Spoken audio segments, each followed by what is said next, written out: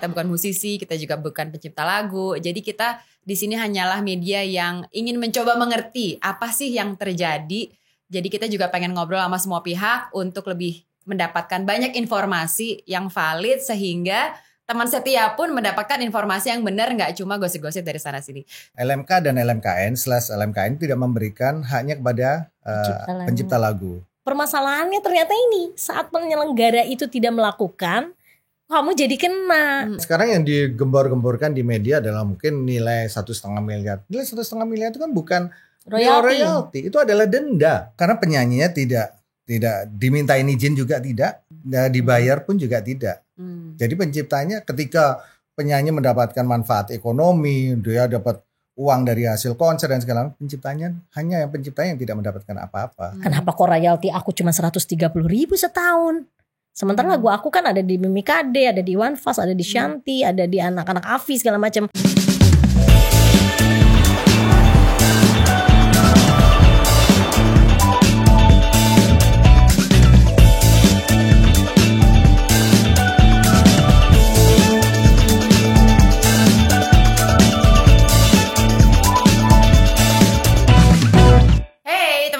Sama aku lagi Marian di TS Talks. Nah kali ini mungkin pembahasannya bisa agak lebih dalam ya. Jadi ini lagi marak banget di berita topik tentang pencipta lagu dan juga performer lagu tersebut. Nah to be honest sebagai TS Media dan juga aku Marian, kita cukup awam karena kita bukan musisi, kita juga bukan pencipta lagu. Jadi kita di sini hanyalah media yang ingin mencoba mengerti apa sih yang terjadi.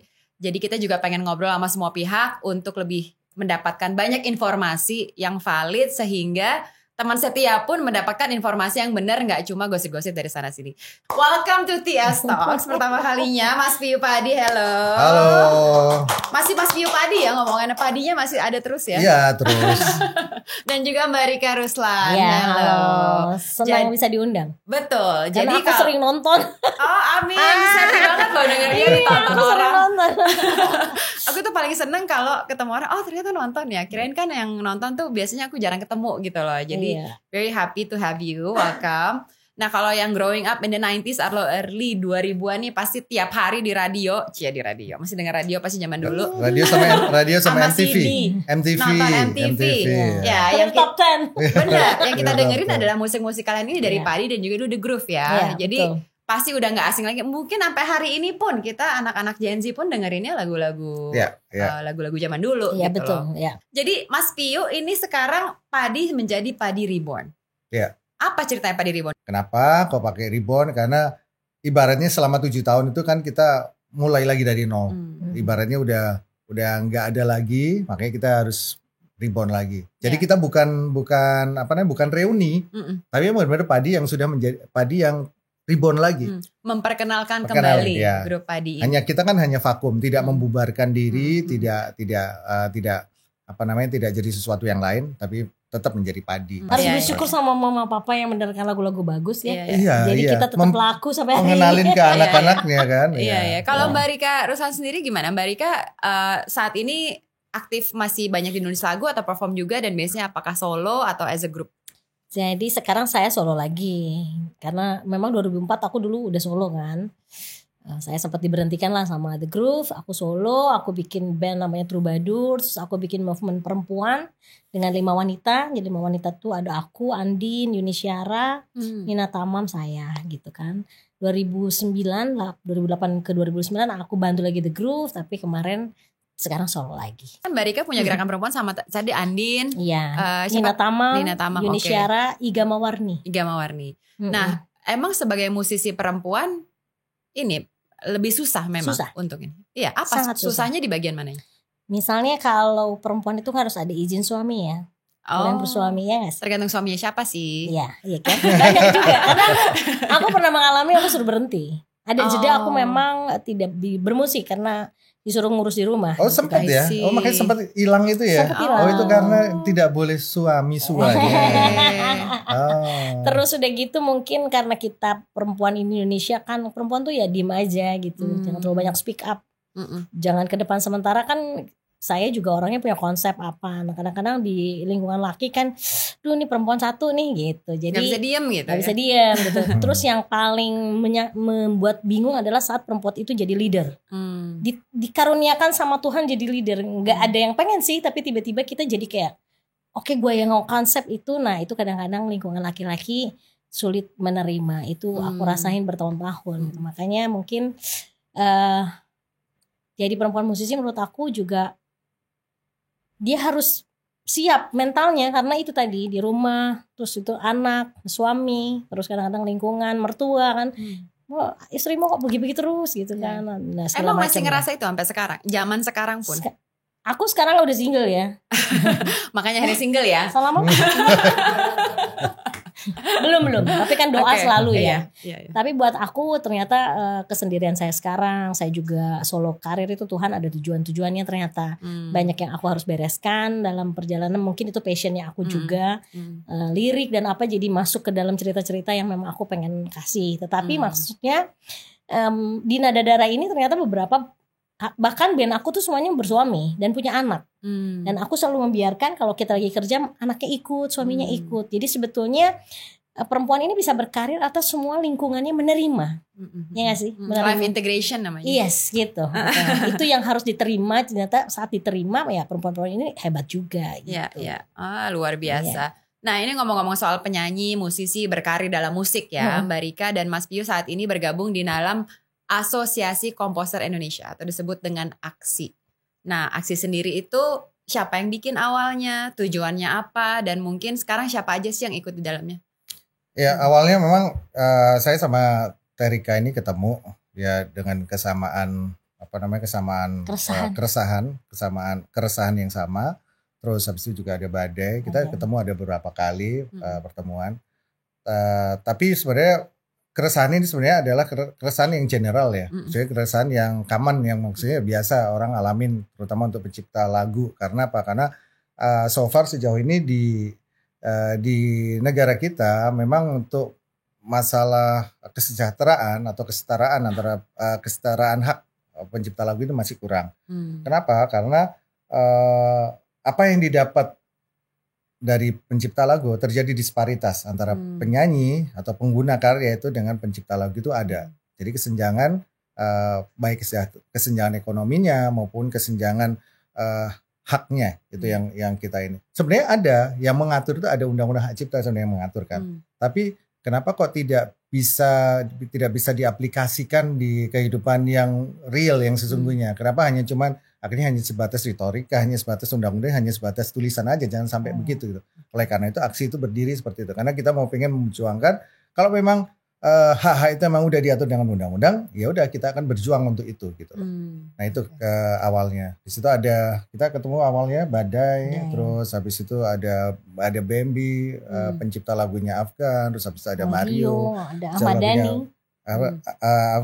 Pencipta lagunya Afgan. Habis itu ternyata ada ribut-ribut tuh Dhani sama Once ribut. Nah akhirnya kita menjadi satu. Dan waktu itu kita pada saat ribut-ributnya Once itu kita termasuk yang membela dari sisi pencipta which is itu ada Ahmad Dhani. Jadi kita sempat ketemu dengan Menteri Hukum dan HAM pada saat itu bulan April tahun 2022 2022 kita masih ingat banget. Terus kita ada waktu ada Dewi Lestari juga. Dan sebelumnya sebenarnya kita udah ketemu dengan beberapa pencipta termasuk Teh Meli ya. Iya, kita sempat ketemu di tempatnya Dewi. Iya, ada Meli Guslo, ada Denny Casmala. Dia Denny Casmala pencipta lagu hits, pencipta lagunya kan? Reza Artamevia. Lalu dari situ akhirnya ya udah kita jadikan aja yang resmi menjadi asosiasi komposer seluruh Indonesia yang kita launching di bulan Juli, tanggal 3 Juli tahun 2023. Karena belum ada ya Mas, asosiasi pencipta lagu belum ada. Asosiasi yang khusus menaungi yang anggotanya semua pencipta lagu belum ada. Kalau Papri kan ada tuh untuk penyanyi sudah ada, tapi untuk pencipta lagu nggak ada. Makanya kalau pencipta lagu ada masalah itu gak ada yang naungin. Kan tidak semua juga. Saya juga kan awalnya nulis lagu, kita basicnya hobi ya Mas ya. Aku enggak. Aku udah emang dari dulu pengen jadi anak gitu. Udah pengen jadi anak, pengen rekaman aku. Jadi aku enggak hobi sebenarnya. Gue tuh hobi ngomel di tulisan. Panggilan aja ya, kayak panggilan ada ini ya, ada talenta yang selalu mengalir kayaknya kalau di Mas ya, tapi Pio ya. keputusan aku jadi musisi, bikin lagu itu tuh tidak dalam patron gue bekerja awalnya, karena memang aku seneng gitu. Nah itu kan banyak yang kayak Rika juga, tapi jadi begitu kita ada masalah-masalah, kan aku juga ada masalah sama band aku gitu ya, sama The Groove. Akhirnya kita jadi cari tahu kan, apa sih sebetulnya hak pencipta lagu, karena di sini kan saya terbelah dua. Aku sebagai penyanyi, kan di The Groove aku penyanyi, tapi di belakang itu aku pencipta lagu di band tersebut gitu. Nah ini yang ternyata akhirnya kita pelajari bahwa hak cipta itu melekat pada penulisnya, dan ternyata di hak cipta ini ada sekali peraturan-peraturan untuk kita mendapatkan hak ekonomi ya Mas. Oke. Yang selama ini kayaknya belum seimbang dengan apa yang seharusnya. Nah ini yang menjadi concern aksi gitu ya. Jadi mungkin kita bisa dikasih sedikit informasi lah ya. Sebetulnya di undang-undang itu apa aja yang sudah ada gitu. Ya, undang-undang hak cipta tahun 2014 nomor 28 tahun 2014 itu sebenarnya intinya menyiratkan bahwa undang-undang hak cipta tentunya dibuat untuk melindungi para pencipta lagu. Itu udah jelas, bukan melindungi pengguna lagu atau pelaku pertunjukan atau segala macam ya sebenarnya, karena namanya juga undang-undang hak cipta. Tapi di dalam undang-undang hak cipta itu ternyata ada beberapa misleading atau misinterpretation atas pasal-pasal yang ada di Undang-Undang Cipta. Tapi kalau kita mau secara secara logika yang benar, secara common sense yang benar, kita merefer pada pasal 9 yang dimana disebutkan adalah bahwa pencipta lagu memiliki hak untuk mendistribusikan karyanya, untuk ini segala macam bla bla segala macam, hingga sampai berhak untuk memberikan izin kepada para pengguna lagu, pengguna karyanya. Eksklusif. Jadi, gitu ya Mas ya. Iya pasti otomatis kan, namanya juga hak. Hak itu kan ada dua, hak moral dan hak ekonomi. Hak moralnya adalah ketika lagu itu diciptakan oleh seseorang, nama seseorang itu akan melekat terus dengan karyanya, melekat terus dengan karyanya sampai seumur hidup si pencipta. Dan hak ekonomi tentunya ketika karya itu dimonetize, dieksploitasi, dijadikan bentuk komersial, mendapatkan penghasilan, itu otomatis ada hak di situ yang melekat dengan si pemilik lagu itu. Hak royaltinya udah ada persenannya jelas juga. Di dalam undang-undang tidak. Persenan itu diatur di SK Menteri Kumham. Jadi kan undang-undang berarti kalau urutan aturan perundang-undangan berarti dari undang-undang dasar, terus habis itu undang-undang yang dikeluarkan oleh pemerintah, terus lalu PP.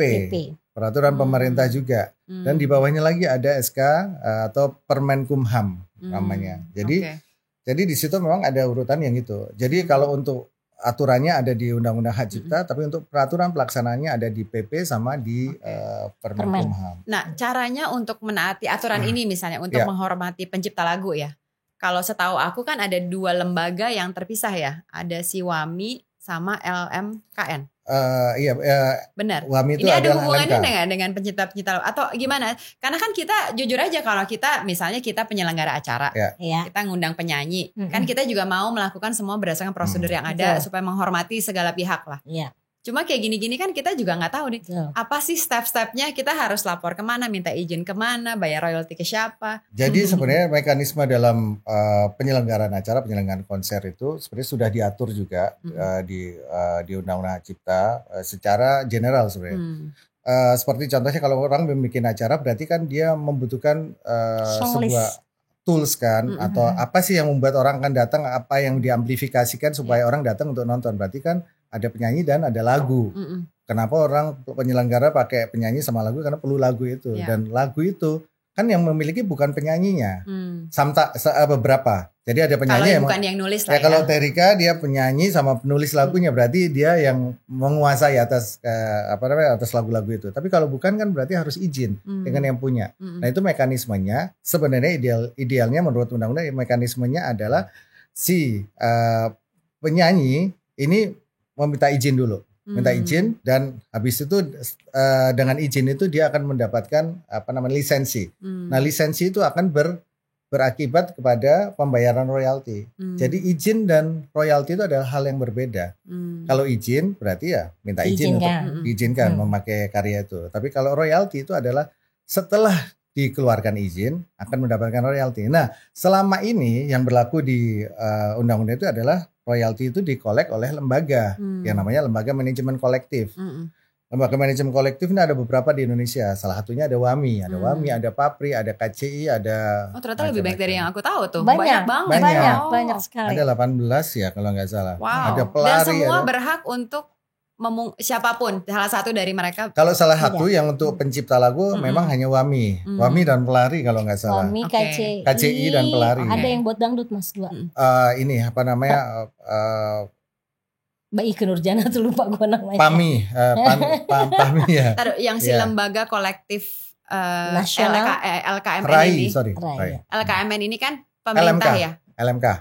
Yang LMK WAMI ini segala macam tuh LMK kan, lembaga manajemen itu semua private. Itu semua private. Pemerintah. Semua private.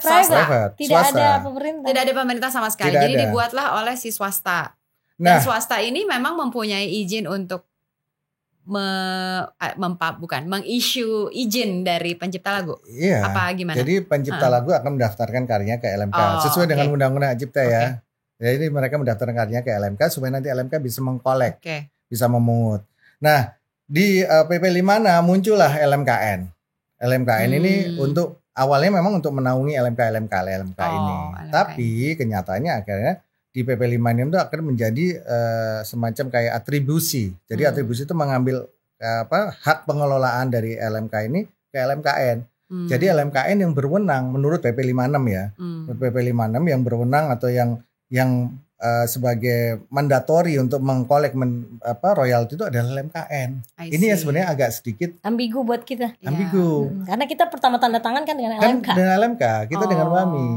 Jadi sebagai pencipta lagu pun bingung ya. Ini sebetulnya siapa yang melindungi kita gitu. Jadi sebenarnya gini, dalam ini kan ada satu pasal yang ini yang sebetulnya Mas Piu lagi soroti ya. Kan tadi itu kita sempat ngobrol-ngobrol bahwa undang-undang ini dibuat memang oleh profesor-profesor, tetapi tidak melibatkan para pencipta gitu ya Mas Piu ya. Sehingga kita sendiri jadi tidak tahu ini apa yang terjadi di dalamnya. Jadi di sini yang sering jadi bentrokan itu karena ada pasal yang mengatakan bahwa tidak perlu izin asal membayar kepada lembaga yang sudah dikasih kolektif ini.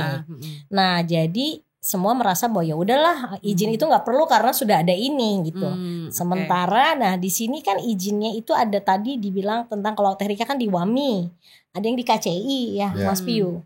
Nah saya pribadi itu mendatangi dengan WAMI. Jadi begitu tahu bahwa ini ada LMKN yang membawahi semua, aku bingung ini badan apa ini gitu awalnya. Karena itu sosialisasinya nggak merata ya untuk semuanya. Gitu. Tapi memang di situ kita itu diharuskan untuk masuk ke satu lembaga LMK ini untuk mendapatkan hak ekonominya. Dibilang seperti itulah di peraturannya.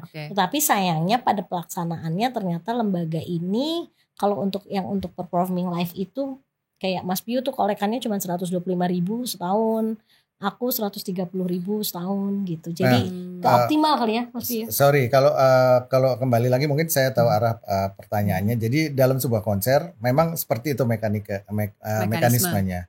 Jadi LMK lah sebenarnya yang harus bertugas untuk mengkolek. Tapi dengan PP 56 akhirnya tugas itu diambil oleh LMKN. Tapi kenyataannya secara itu LMKN menugaskan lagi pada WAMI karena mereka tidak ada toolsnya untuk melakukan itu. Nah sebenarnya itu kan bukan urusan kami ya pencipta, bukan urusannya dari pemilik lagu dan segala macam. Nah akhirnya kenapa kok kita lihat sekarang terjadi yang kasus yang besar ini, keributan ini, kita kembali lagi bukan kepada mekanismenya, kita bukan lagi bicara tentang undang-undangnya segala macam, tapi kita lihat dari common sense aja. Jadi apa yang terjadi adalah bahwa LMK tidak memberikan, LMK dan LMKN/LMKN tidak memberikan haknya kepada pencipta lagu. Kita sebut namanya Aribias, tidak memberikan kepada pencipta lagu. Nah, ketika ditelusuri lagi, apakah kalau sesuai dengan aturan, berarti harusnya yang memberikan izin adalah LMK kepada penyelenggara dong, pada penyelenggara untuk menyelenggarakan ini acara. Dan harusnya si penyanyi pun juga meminta izin kepada si pencipta lagu, which is kan dia lebih kenal daripada kita menghubungi kepada jadi dua nih. Jadi penyelenggara kan biasanya udah mikir, oke ya udah gue udah bayar nih, gue akan menyelenggarakan acara, akan ada ini nyanyi, udah beres. Cuma penyanyi yang nyanyi juga harus ngomong ke ini karena case-nya ada runut pada Undang-Undang Hak Cipta Nomor 28 tahun 2014 boleh bawain tanpa izin asal bayar. Oke. Kan ada di situ. Oke. Jadi ini sebenarnya nggak jauh-jauh dari situ, pemahaman yang sederhana Oke. aja. Boleh bawain tanpa izin asal bayar. Ternyata bayar tidak. Izin pun juga tidak. Akhirnya sudah ditelusuri, ada proses mediasi, ada proses korespondensi, ada proses segala macam bla bla bla. Akhirnya sampailah ke persidangan. Persidangan terjadilah di situ, bukti-bukti pengadilan kan ada, pasti dilihat sama hakim. Fakta-fakta pengadilan juga dibeberkan di situ semua. Dan akhirnya diputuskan memang penyanyi ini tidak berizin, tidak meminta izin dan tidak mendapatkan izin dari penciptanya. Apakah dia membayar? Ditanya ke LMK. Ada nggak pembayaran dari dari penyanyi atau dari penyelenggara? Tidak ada. Apakah ada pembayaran dari LMK ke pencipta lagu? Tidak ada. Berarti kalau umpamanya undang-undang ini sudah seperti itu, berarti tidak fair dong. Berarti undang-undang ini tidak adil untuk pencipta lagu. Karena apa? Karena penyanyinya tidak dimintain izin juga tidak, dibayar pun juga tidak. Jadi penciptanya ketika penyanyi mendapatkan manfaat ekonomi, dia dapat uang dari hasil konser dan segala macam, penciptanya yang tidak mendapatkan apa-apa. I see. Oke.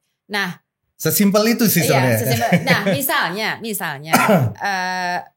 ini kan again ya, saya bukan pencipta lagu dan saya bukan musisi. Cuma di sini kan kita juga suka menyelenggarakan sesuatu dan selalu pasti kita bayar gitu. Yeah. Cuma kan ini yang dipertanyakan adalah apabila si penyanyi tidak minta izin. Kalaupun dia minta izin, apakah minta izin itu cukup? Apakah harus royalti juga? Kalau si pencipta lagu setuju sebenarnya nggak apa-apa. Sebenarnya kalau hak moral sih cukup. Okay. Kalau hak moral kan, tapi kan hak pencipta lagu kan ada dua, hak moral sama hak ekonomi. Which is sebenarnya penyelenggara yang bayar. Iya. Benar kan? Memang. Kalau minta izin moral ke penyanyi sama pencipta lagu, udah kalau penyelenggara terpenuhi. ya udah bayar ke lembaga yang sudah ditunjuk aja gitu kan. Sebenarnya kan gini ya, kalau aku maaf ya kalau ini directionnya misalnya kayak aku ngasih lagu ke Krisdayanti gitu, yang Coba Untuk Setia. Secara akad waktu kita bakal diminta lagu ke aku kan itu secara hak moral saya sudah memberikan lagu aku kepada Mbak Kade kan untuk dia nyanyikan dimanapun untuk nyanyikan. Tapi di sini untuk saat dia dibawakan di pertunjukan kan ada undang-undang yang menyatakan kamu tidak perlu minta izin terus-terusan, tetapi kamu harus minta izin ke lembaga yang naungin saya. I see. Iya kan, benar nggak sih? Izinnya tetap nggak dihilangin dong. Izinnya tetap harus, tapi kepada lembaga yang naungin saya. Nah, yang naungin aku kan misalnya WAMI. Jadi penyelenggara, jadi harusnya runtunannya kayak gini mungkin ya. Saya ini nyanyi nih, saya mau nyanyi bawain lagunya Mas Piyu, Mas Dani, gitu, ada 10 lagu. At least di situ kan dikasih tahu misalnya lagu ini penciptanya Mas Piyu ini. Manajer itu melengkapi surat song list dengan lagunya dan akhirnya si penyelenggara jadi tahu Rika mau bawain lagu apa. I see. Betul. Nah, biar simple kan menurut undang-undang ya udah harus lapor ke LMK yang naungin si pencipta lagu ini sebagai izin dan bayar. Gitu kan, Mbak? Nah, yang sekarang jadi masalah itu kan izinnya nggak ada, bayarnya nggak ada. Tapi kalau, nah misalnya kenapa saya misalnya contoh waktu sama The Groove juga sempat saya somasi nggak boleh bawain lagu saya. Waktu itu ada 9 pertunjukan, kemudian saya sudah larang. Saya sudah larang. Somasinya terbuka ya. Ada Mas Piu juga, ada Mas Dani, ada lawyer aku. Nah waktu saya cek ke LMKN dan LMK, dua-duanya saya cek. Karena kan aku bertanda tangannya kan sama WAMI kan. Jadi waktu saya cek di LMKN tidak ada izin dan tidak ada bayar.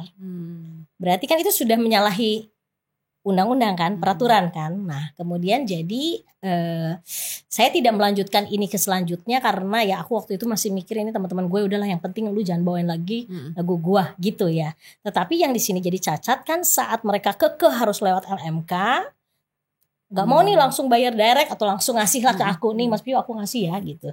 Kalau gitu gimana? Apa? Bayarnya langsung. Misalnya karena kita temenan, Mas Piu udah ngasih lagu, aku performer nih ya. Mas Piu udah emang ini nulis lagu buat aku nih, buat Marian nih. Dan aku mau bawain ini di konser apalah gitu kan. Dan aku Mas Piu aku mau nyanyi ini ya gitu. Pertama minta izinnya oke. Terus aku bayar tidak lewat lembaga itu? Iya nggak apa-apa, itu namanya direct license. Oke, jadi nggak akan ada yang punya. Apakah aku akan mendapatkan masalah dengan lembaga?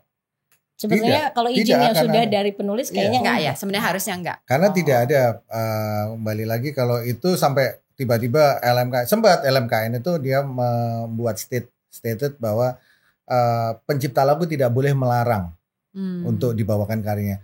itu mungkin kalau umpamanya sesuatu yang memang tidak bisa dimonetize dengan gampang, dengan mudah, seperti contohnya dinyanyikan di hotel, di mall-mall, di di tempat-tempat umum. Kan kita nggak bisa dong ngecekin satu-satu. Ya udah bawain aja, yang penting nanti kan ada bayar. Sebenarnya kan lebih tepatnya begitu. Enaknya Tapi gitulah ya, karena sudah ada yang menjaga. Tapi kalau saya sama Marian kenal, ya udah terjadilah itu izin dan pembayaran sudah, ya berarti sudah selesai. Udah beres. Haknya udah terpenuhi semua, tapi hak moralnya terpenuhi. Performance kan sering ya, kayak misalnya Padi juga perform sering banget. Cuma memang semua lagu sendiri kan ya, jadi aman lah ya.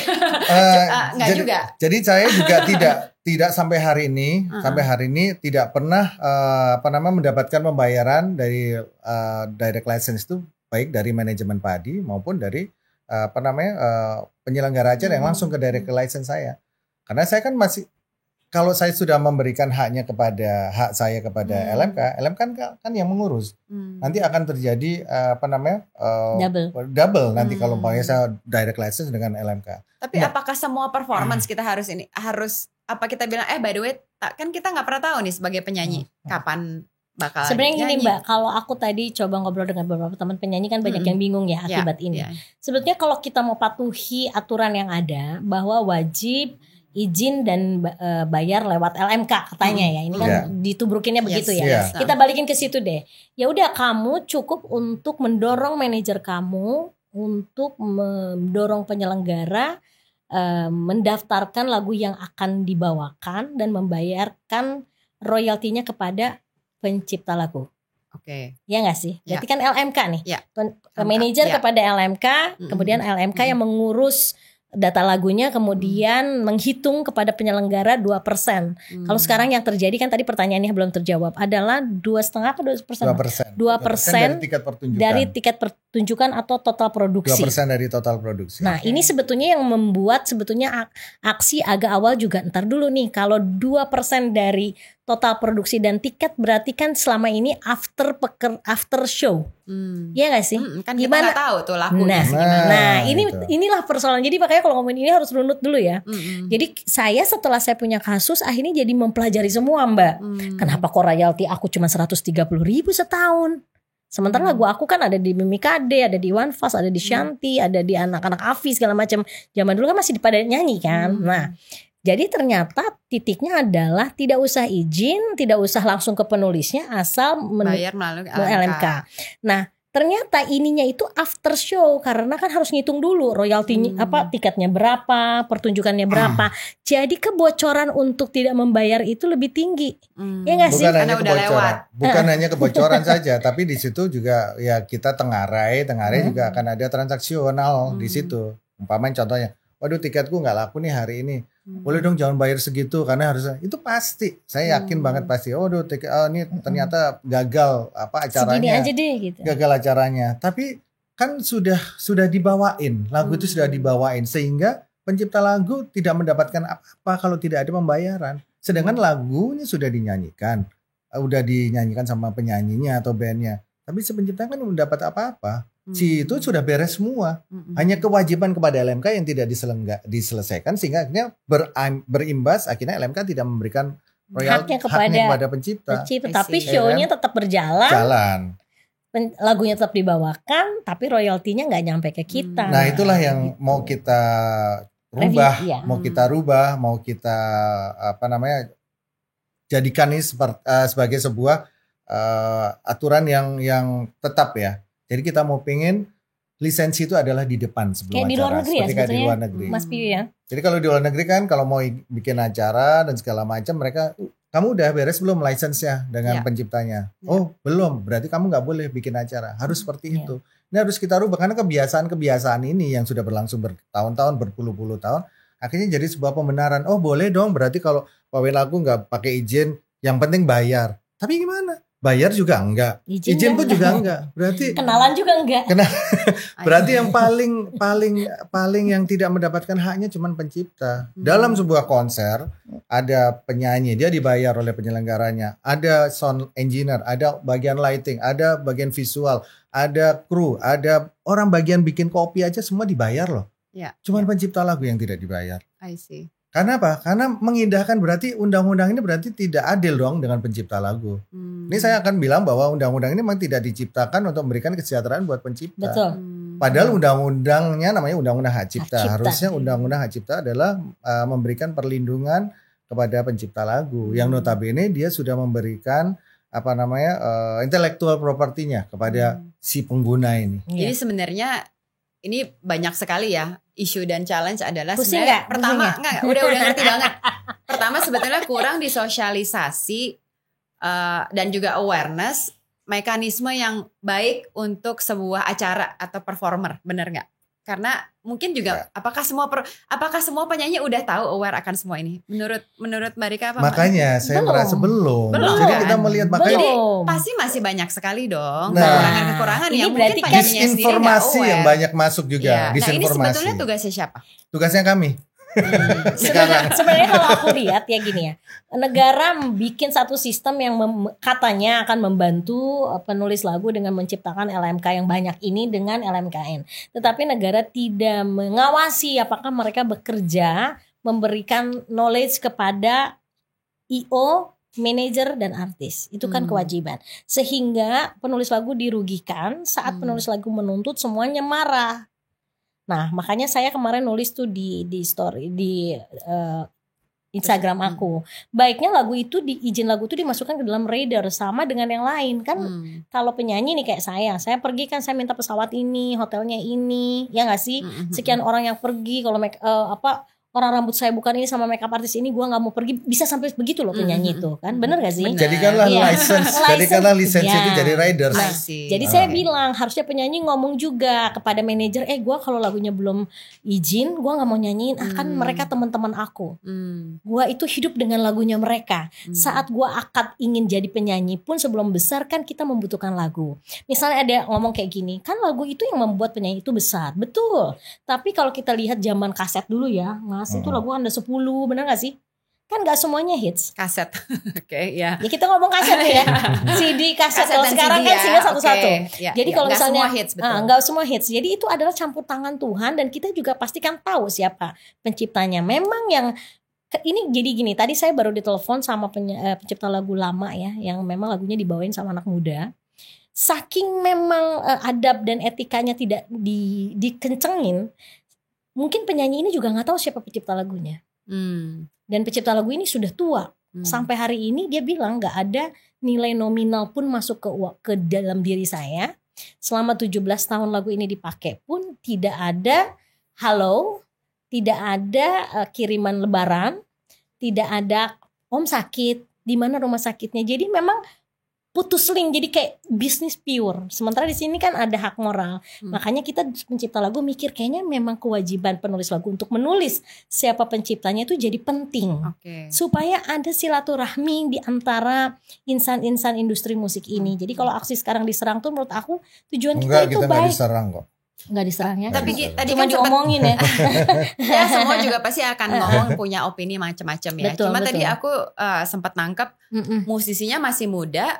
Dia udah nyanyi, cuma mungkin juga dia nggak tahu siapa pencipta lagunya. Betul. Jadi sebagai musisi pun, apakah ada akses di mana kita bisa cari tahu? Google.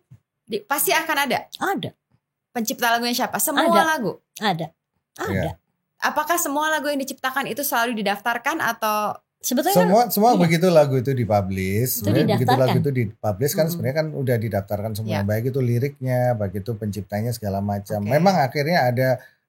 Kalaupun ada terjadi disinformasi, mungkin salah penulisan, namanya segala macam, tapi kan pasti nanti akan ada pembetulan juga. Karena kalau aku lihat kan mungkin ada yang musisi-musisi muda juga ya tadi unaware karena nggak tahu ada aturan itu. Jadi mungkin ini yang benar-benar harus di raise awareness-nya. Jadi raise awareness kan berarti kan ada sesuatu yang memang tadi kembali lagi bahwa edukasi dari LMK-nya, bagaimana dia paham. Memang ini sistem yang memang tidak berjalan dengan semestinya memang. Karena nggak pernah di-reinforce ya. Selama ini juga Mbak, saat yang 2% itu diambil, itu blanket. Jadi diambil, kemudian dibagikan kepada anggota ya Mas. Jadi tidak ada data lagu juga. Jadi mungkin dapat 130.000, 125. Dipukul rata aja. Aku nggak ngerti dari mana kita dapatnya selama ini. Juga nggak tahu apa. Nggak tahu, itu juga lagi kita coba. Jadi itu pun unclear ya. Unclear. Jadi pada saat kemarin tuh ada, aku kan kalau di aksi Mas Piu ketuanya, aku wakil. Kalau ada undangan itu suka bagi-bagi tugas. Saya pernah diundang untuk fidusia itu Mas, yang bank. Saya bilang ya nggak akan bisa lagu dijadiin jaminan. Kalau saya pendapatannya 130.000 dan tidak ada catatan lagu saya dipakai berapa kali dalam per bulannya. Tapi kalau kita akhirnya pengen sesuatu kan datanya harus sistemnya mungkin digital, jadi nyampe lah semuanya lah ya. Jadi susah sekali kalau pakai sistem yang sekarang. Jadi banyak sekali yang menyoroti bahwa kita udah punya sistem nih, kenapa kita nggak perbaiki? Tapi menurut aku ya itu tadi banyak hal, data lagu, siapa yang pakai nggak kedetek juga kalau kita caranya seperti itu ya. Kemudian akhirnya juga semua jadi lempar-lemparan, ya nggak perlu izin kan, cukup aja IO-nya nggak daftarin, nggak ada izin, show-nya tetap dilakukan. Kemudian kemarin ada pertanyaan juga, kalau Horeca kayak gimana tuh kafe dan restoran, itu sebetulnya mereka ada blanket sistem yang ingin restoran. Kalau aksi kita sekarang memang lagi fokus bukan kepada hal yang lain. Kalau restoran, kafe, mall dan segala macam itu kan memang itu nggak dimonetize banget, tidak bisa monetize dengan mudah kan. Jadi ya kita sekarang lebih fokus kepada performance live yang konser dan segala macam. Karena apa? Karena itu yang lebih mudah kita beresin. Kita beresin, kita lebih mudah. Sebenarnya gampang, tinggal masalah kelegoan masing-masing aja dari pengguna lagu, penyanyi, penyanyi atau pelaku pertunjukannya, terus lalu juga penyelenggara.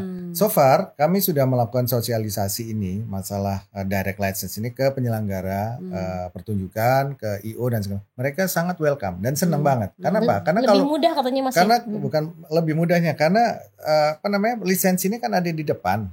Jadi di depan dan menjadikan ad cost untuk talentnya. Ketika menjadi ad cost talent berarti kan ada biaya yang harus reimburse kepada sponsor atau klien atau yang membuat acara. Membuat mereka saya jadi nambah persennya, ya kan? Jadi mereka senang dengan begitu. Tapi yang terjadi sekarang kan tidak seperti itu.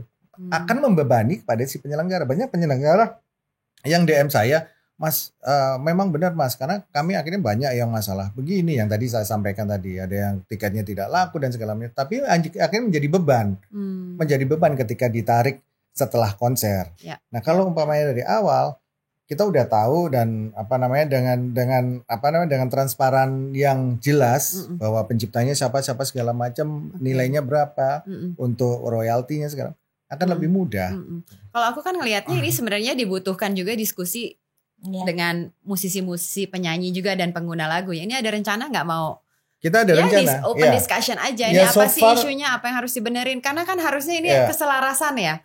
Kita kan nggak mau ada friksi dong. Karena kalian juga musisi, kalian juga pengguna lagu gitu. Nah kita takutnya memang ada, ya kita nggak menuduh atau kita nggak berpikir yang macam-macam. Tapi kayaknya ada beberapa pihak atau beberapa orang mungkin yang ingin supaya ini kita ribut nih antara penyanyi sama pencipta. Harusnya jangan dong. Jangan. Kan pengen sama-sama.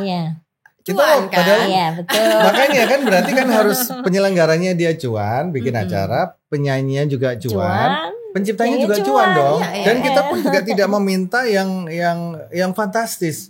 Karena apa yang sekarang yang digembor-gemborkan di media adalah mungkin nilai 1,5 miliar. Nilai 1,5 miliar itu kan bukan royalti, itu adalah denda.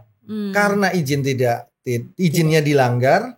Lalu terjadi nggak ada hubungannya itu masuk ke pencipta sebetulnya ya. Itu denda ada di peraturan ya Mas? Ada denda, ada di pasal 113 Undang-Undang Cipta nomor 28 tahun 2014 itu ada dendanya 500 juta. Bila melanggar. Per pelanggaran. Dalam satu pelanggaran. Nah kalau pelanggarannya ada 3 kan memang ada 3 yang dilaporin.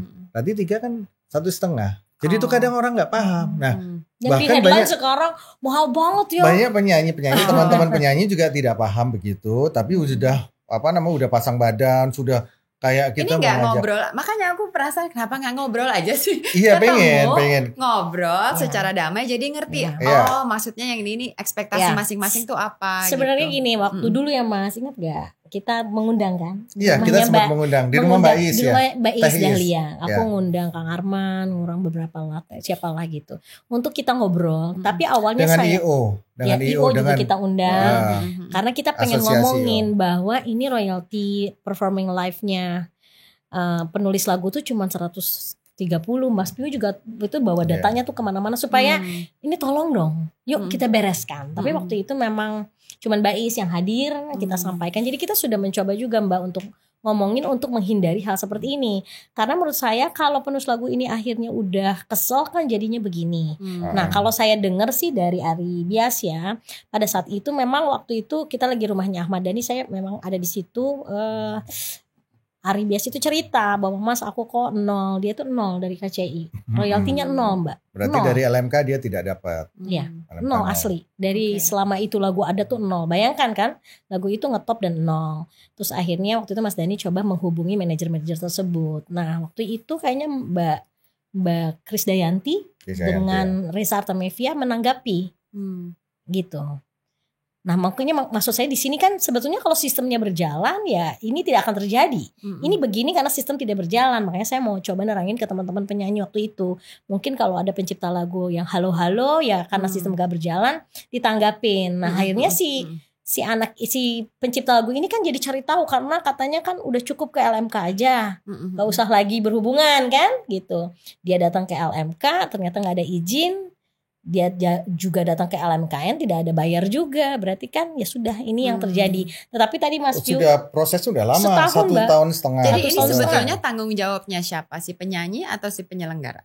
Pengguna itu kan musik. Ya. Oh. Udah bingung. Mungkin dia yang bilang ke IO ya jangan lupa ya bayar ini gitu. Kalau misalnya IO-nya yang bayarin semuanya ya gitu ya. Ya itu kan sebenarnya kan etika kan, kembali lagi ke etika. Gue mau naik panggung nih, penciptanya udah paling nggak dia mikir penciptanya udah makan belum ya hari ini ya, udah beres belum ya haknya dia. Harusnya kan begitu. Sebenarnya kita mau pengen aksi ini juga pengen menggugah itu bahwa izin atau lisensi itu nomor 1 itu harus diberikan atau keluar dari si penggunanya. Supaya penggunanya akan monitoringnya di dia. Dia ngingetin penyelenggara. Karena kan kalau kita ngikutin yang undang-undang aturan sekarang kan begitu, yang tidak mengenakan si pencipta kan, karena masih harus dibayar setelah acara. Tapi at least dia penyanyi dia penciptanya udah beres belum ya nih? Dia nanya ke IO-nya. Sudah Mbak, aman. Terus habis itu LMKN sudah terima belum? Sudah Mbak, aman. Berarti nanti kalau ada apa-apa berarti kan si LMKN-nya yang akan dituntut sama si penyanyi juga. Betul. Oh, udah bayar lewat IO, IO udah dibayar tapi kok ini. Tapi ini semua kan tidak ada. Penciptanya tidak dapat apa-apa. Wajar dong kalau dia mau memperjuangkan haknya. Nah, kenapa kok sekarang malah memperjuangkan hak ini terus habis itu ada putusan pengadilan, sekarang baru semua bersuara. Teman-teman penyanyi ini bersuara bahwa ini loh, kemarin kemana pas waktu ada sidang, waktu ada bukti. Coba coba kita telah dengan kepala yang jernih aja, dengan logika yang sederhana aja. Penciptanya dapat enggak dari manfaat ekonomi dari sebuah pertunjukan itu. Itu aja sih. Kita mau lebih ngangkat dari sisi humanisme kita aja loh. Humanis kita ini masih ada empati enggak sih sama pencipta lagunya itu. Oke, jadi nextnya sebenarnya yang harus dibenahi banyak ya, by the way. Tadi kalau dilihat sih banyak banget. Cuma kan aku ngelihatnya musik ini kan harusnya mempersatukan banyak orang. Jangan malah memisahkan. Teman-teman aku juga banyak yang penyanyi soalnya. Dan pasti juga ada teman-teman saya juga banyak penyanyi. Sama lah ya, maksudnya aku paling gak enak ini hidupnya. Maksudnya Mas Vio, Mbak Rika juga penyanyi gitu loh. Jadi kan juga ngerti juga rasanya. Dan maksudnya TS juga di sini kita juga nggak mau dilihat sebagai kesannya membela, enggak, kita nggak membela siapa-siapa ya. Justru kita pengen gather as much as Tapi information. kalau kami punya data dan fakta. Maksudnya data itu apa? Undang-undang kita saking karena kita berjuang ini akhirnya kita paham undang-undang. Undang-undang hak cipta. Akhirnya kita baca, kita hafal undang-undang bagian mana yang memang ada misinterpretasi, ada yang memang tidak dianggap jadi sebuah bagian dari pasal itu tapi akhirnya menjadi highlight. Itu kita paham gitu loh. Saking karena kita pengen memperjuangkan ini buat pencipta. Jadi memang harus ada sosialisasi untuk semua pihak dulu sih. Karena sebagai penyanyi mungkin juga belum. Tadi aku bilang mungkin banyak yang nggak aware apa sih aturannya gitu. Kalau saya rasain kan saya tiap kalau nyanyi duduk kan ribut-ribut itu sudah lama ya, dari mulai mungkin waktu aku ribut, Badai ribut itu orang masih diem-diem aja. Begitu Mas Dhani ribut jadi besar karena orangnya besar ya, botak besar. Nah, jadi banyak yang nanya ke aku selalu jawab, Mbak. Terpenting adalah izin ke LMK untuk lagu itu. Kalau kamu sudah melakukan itu, kamu akan terbebas dari apapun. Tapi waktu itu mungkin orang kan, alah, udahlah kan bukan tanggung jawab gua, itu tanggung jawab penyelenggara. Nah, permasalahannya ternyata ini, saat penyelenggara itu tidak melakukan, kamu jadi kena. Iya. Ya. Akhirnya Udah timbul simpel aja, masalah. udah gitu Iya, aja. itu aja. Simpelnya itu aja. Sesimpel itu. Titik. Bahkan ada statement yang bilang bahwa kita sudah nyanyi lagu orang bertahun-tahun, nggak ada yang protes. Kita nyanyi nggak pakai izin-izin. Sekarang kok baru sekarang sih rame. Nah itu dia kesalahan kita semua, kesalahan seluruh orang Indonesia Iya, ini iya. saya rasa. Karena apa? Karena kebiasaan yang nggak benar ini dijalankan selama bertahun-tahun, berpuluh-puluh tahun. Bahkan nggak usah jauh-jauh dari 2014 sejak Undang-Undang Hak Cipta itu dirilis sampai sekarang itu orang melakukan kebiasaan-kebiasaan itu. Jadi Kebiasaan akhirnya menjadi pembenaran. Jadi akhirnya menjadi sebuah Ya. kebenaran. Dianggap benar. Betul. Poinnya dari hari ini adalah Iya betul. pengen penyelarasan atas semua peraturan yang ada. Iya. Semoga yang kita pengen kan sebetulnya ya udah semua sesuai undang-undang yang Iya, ada. Semua Iya. mendapatkan haknya masing-masing dari pencipta lagu dan juga pengguna lagu, ya kan? Itu aja kan intinya. Cuma pengen semua bisa berkarya dengan damai. Ya. Iya, kalau mau pengen yang lebih sempurna lagi, pengen ideal lagi, kami pencipta lagu ingin kalau memang ada revisi atau ada pembenahan undang-undang cipta, kita pengen kita dilibatin dari pencipta lagu, dari komposer, dari aksi itu kita pengen dilibatin itu. Biar Entah nggak bagaimana dulu lagi mekanismenya seperti apa, harus lewat DPR dulu atau kita dari kementerian yang berhubungan yang berkaitan dengan undang-undang cipta itu kita mau pengen dilibatkan untuk itu. Supaya tahu dari perspektif dari pelaku industri ini juga Betul, gitu. Dari betul. pelaku penyelenggaraan acara, dari Benar, pelaku benar. musik ini sendiri. Kuri, saya tadi nerima 3 telepon dari penulis lama yang lagunya wow banget semuanya, dan 1 sudah stroke, 1 sudah jantung dan empedunya rusak. Aku mau nangis tadi karena gue masih umur 55 masih bisa diundang ke podcast, bisa ngomong. Tidak semua penulis lagu itu adalah public figure. Selama ini mereka teredam dengan kondisi karena mereka tidak pernah bisa ngomong gitu. Kalau kita lihat sekarang ada kejadian gini, ini saatnya kita merenungi, oh iya ya, selama ini ternyata ada hak penulis lagu yang tidak tersampaikan. Yuk penyanyi-penyanyi sama-sama kita ubah ini jadi lebih indah dengan kita saling empati. Iya. Gitu. Empati. Jadikan masalah ini bukan jadi dibenturkan. Saya nggak mau ada orang membenturkan karena egonya. Tapi justru penyanyi, tadi saya WA beberapa penyanyi yang nanya ke aku, yuk kita ketemu, jangan jadiin pembenturan akhirnya kamu rugi kita rugi. Sekarang ini adalah mungkin di pengadilan ini akhirnya si penulis ini ingin tahu seapa sih hak aku gitu. Ini kan punya gue. Nah ini kan sudah dibuktikan ternyata memang di sini perlu kerjasama saat kita akan untuk pakai lagu itu juga kita harmonis. Ujungnya kan harusnya harmonis gitu. Harmoni. Lagu lu mas tuh mas. Jadi maksudnya justru kalau aku Kau membuatku mengerti. Abis ini ada show juga kan? iya. Satu lagu ya. Satu lagu berapa duit nih? Kalau penyanyi Penulisnya kan? Iya, nggak Tapi apa-apa. sebagai penyanyi langsung minta duit. Bayar diri sendiri aja kan? Jadi harusnya disikapi bahwa alhamdulillah ada kejadian ini sehingga semua Jadi semua terbuka bahwa matanya, tadi penyanyi itu pas saya bilang mudah-mudahan terbuka empatinya iya, juga. aku kan. sampai kirimin laporan keuangannya Mas Piu untuk royalti. Sorry ya Mas nggak bilang. Laporan keuangan semuanya ya? Iya, Jadi 100 semua rekening? Iya 125.000 itu. Akhirnya penyanyi ini bilang, Mbak, kita nggak tahu bahwa penulis lagu segini kecil dapatnya. Ya udah kita ngobrol. Nah inilah maksud aku, ambil positifnya deh Mbak, bener nggak? Dengan gini kan kita jadi oke, harus ada yang dibenahi. Pemerintah juga jadi tahu ini carut marutnya. Ya kalau sekarang ada harus yang diselesaikan di pengadilan ya kita jalani saja kan sudah masuk ya Mas Piwi gitu. Tapi maaf ya aku kan di ini Mas diserbu nih ya di IG. Kita semua tidak ada yang menunggangi artis bernama besar. Nggak usah didengerin Iya, netizen. enggak maksudnya, betul. Kita tidak menunggangi siapapun karena di undang-undang memang semua tercantum dan memang wajib. Jadi kita memang lagi membuat semua sejahtera, semua baik dan semua happy. Yang nulis lagu happy karena setiap bulan dia akan dapatkan uang. Yang nyanyi juga happy karena pencipta lagunya mengizinkan. Kita itu aja yang kita pengenin supaya nanti anak aku, cucu aku, Mas Piu nanti anaknya ini akan mau berkarya. Kalau sekarang banyak males pencipta lagu yang sudah nggak ada, yang sudah almarhum.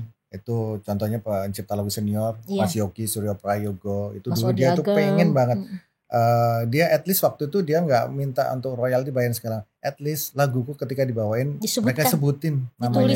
Itu pengen. Jadi, acknowledgement aja. Iya, itu terus habis itu juga kemarin Papa Tibok juga yang almarhum juga cerita begitu bahwa harusnya itu bisa menjadi ladang penghidupan buat dia. Iya. Terus Odi Agam juga almarhum. Semua sama-sama cita-cita mereka almarhum ini belum tercapai semua bahwa pencipta lagu bisa mendapatkan haknya. Mudah-mudahan ini tugas yang diberikan pada kami. Kenapa saya kita dan teman-teman, saya Terika dan teman-teman aksi yang lain mudah-mudahan bisa sedikit merubah industri musik ini supaya lebih sejahtera, lebih baik lagi. Ya. Amin. Saya mengerti. gitu. Saya juga I wish the best untuk semua yang di industri. Terima kasih loh. Karena pencipta lagu harus dihargain, penyanyi pengguna lagu juga harus dihargain, semuanya harus dihargain. Jadi mudah-mudahan harmonis, kita tidak membela siapa-siapa ya guys. Berarti next nih aku pengen banget ngomong dari sisi penyanyi dan pengguna lagu. Apa sih hal-hal yang mungkin mereka nggak aware? Kenapa hal-hal ini bisa kerap terjadi? Jadi pasti akan ada juga yang keresahan mereka juga pasti ada gitu kan. Kan selalu ada cerita dari dua sisi ya. Yang tadi kan juga ngomong Mbak, kita nggak tahu soalnya ternyata kan begini ya. Kan sekarang sudah tahu. Dalam agama aja kalau tidak boleh kan, kalau belum tahu nggak apa-apa. Tapi begitu sudah tahu tidak boleh lagi. Jadi mulai dari sekarang doronglah manajemen untuk kayak ada yang gini kan susah Mbak. Enggak, aku kalau nyanyi kan saya penyanyi juga ya. Misalnya acaranya ulang tahunnya, aku kan tahu kesukaannya apa. Kan pasti ditanya atau wedding, lalu kita bikin lagunya song Padi list. dong Mbak Rika gitu kan. Kan. Nah itu song list itu sebelum akan diminta. Bayar dulu. Tapi kalau ini kan kalau birthday tapi saya nggak monetize. Apa? Tapi penyanyi dibayar gitu ya? Iya. Oh, kan kalau saya kan nggak nge-charge tamu-tamu saya. Iya. Apakah kayak gitu harus? Tidak semua kan yang berkaitan dengan komersil sebenarnya sih. Iya, lebih ke komersil, lebih ke live performance lah ya. Kalau ulang tahun kan iseng-iseng nggak usah lah ya. Kan nggak saya nggak mengambil uang dari siapa-siapa. Kita sekarang nyolotin yang ada tiket dan konsernya dulu deh. Oke. Itu aja udah ribut. Jadi ulang tahun nggak apa-apa ya. yang itu aja aku ulang tahun jadi drama. Ini aja yang gua ini udah ributnya. Kapan rencananya? Lebih kayak yang inilah ya, bigger events yang memang menarik uang tiket kali ya. Iya betul. Ya sebenarnya lebih kayak gini. Aksi ini mencoba juga selain kita menyimak undang-undang yang ada, kita ingin memberikan solusi untuk kita sendiri, anggota sendiri. Kalau pencipta lagu yang lain tetap mau lewat situ silakan. Tapi kita tidak jualan ya. Tidak jualan. Kita akan menggunakan sendiri. Sekarang juga aku mau clearkan, kita tidak menjual aplikasi ini. Kita mau memakainya sebagai solusi supaya tidak begini lagi. Istilahnya kalau Rika nanti sudah tidak ada, aliran royalti itu akan tetap nyampe ke anak aku, ke cucu aku karena di luar negeri udah terjadi lah. Seperti itu. Di luar negeri kan udah jalan sistemnya. Ini hal-hal yang memang melindungi semua pihak lah di musik, di industri musik ini ya. Termasuk juga penyelenggara biar nggak ada isu-isu. Karena menurut penyelenggara pun sebetulnya lebih gampang kalau ngitung dari kontrak artis. Karena kan ketahuan nih, misalnya Rika Ruslan di kontraknya 50 juta. Gitu. Wih. 100 juta. 100 juta gimana? 500 juta aja lah sekalian. 400 juta. Jadi kalau penyanyinya besar ya si penulis lagu akan dapat besar karena based on kontrak. Tapi kan itu bisa dihitung sebelumnya. Kalau yang tadi itu kan harus sesudah acara dan pas dihitung kemarin sempat dihitung dengan beberapa promotor yang pengen tahu tentang aplikasi aksi ini. Ternyata lebih mudah dan lebih kecil. I see. Karena kalau produksi kan gede banget ya. Iya, nah, kalau tiket begitu rugi tapi lagunya dibawain gimana? Nah, yang susahnya data lagunya itu nggak ada karena gelondongan kalau kita bilang ya. Gelondongan ya, Mas? Blanket. Ya. Kan takutnya ada yang nggak ngerti gelondongan. Aku udah jauh lebih mengerti. Ya. Terima kasih banget udah share informasinya. Sama-sama. Dan juga semoga yang diperjuangkan juga bisa tercapai. Sama juga dengan sisi satunya lagi semoga juga menemukan keharmonisan karena kita semua pengen maju ya kan. Mudah-mudahan apa yang kita sampaikan ini bisa dipahami dan bisa jadi sebuah bahan perenungan bahwa apa yang kita perjuangkan ini adalah perjuangan untuk kesejahteraan atau memperjuangkan hak dari para pencipta lagu. Semoga segera ada ya diskusi terbukanya dengan semua pengguna lagu juga, dengan penyelenggara juga. Jadi kayaknya semuanya undang ya. Iya, kita undang untuk penyanyi, untuk teman-teman penyanyi, untuk pengguna lagu pengguna karya kita undang untuk kita bertemu bersama kami Asosiasi Komposer Seluruh Indonesia. Mungkin kalau yang saat ini mau datang. Sama loh, kita juga ya mau ngundang semua penyanyi dan ini yang jadi kita juga ngerti kan ya, kita benar-benar kita kan TS itu ya pro knowledge aja, kita pengen tahu informasi baik-baiknya supaya teman setia juga well informed, jangan sampai dapat informasi yang salah-salah. Dan kita juga again tidak mau memihak siapa-siapa, kita cuma pengen semuanya maju dan semua harmonis. Oke. Terima kasih banyak Mas Viu dan juga Mbak Rika. Thank you so much teman setia for watching. Jangan lupa kita ada community namanya Friendsivity di social media dan juga ada membership di TS Media YouTube channel. Thank you so much for watching. We'll see you next time.